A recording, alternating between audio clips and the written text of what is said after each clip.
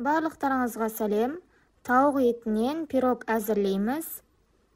Құрамы қарапайым, жасалу жолы оңай. Менің каналыма тіркеліп, лайк басып қойыңыздар.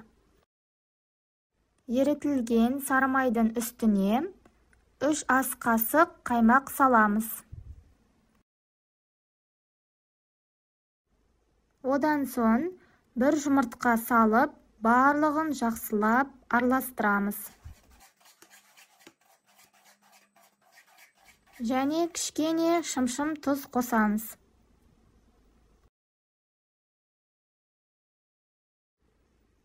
Араластырып болғасын 300 грамм ұн қосамыз.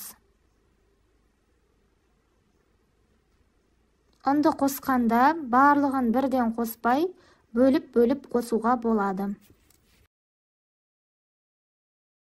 Барлығын біркелкі етіп, жақсылап қамыр елейміз. Осындай қамыр шығады. Бұны холодильникке 30 минутқа қоямыз.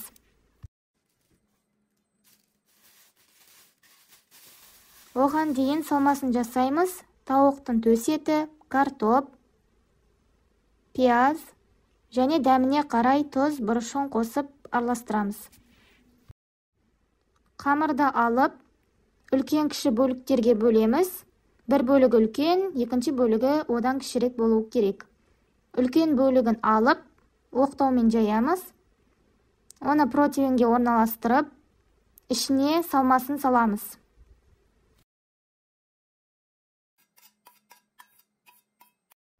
Салмасын орналастырып болғаннан кейін, қамырдың екінші бөлігін жайып, бетін жабамыз. Және жандарын жақсылап бекітеміз.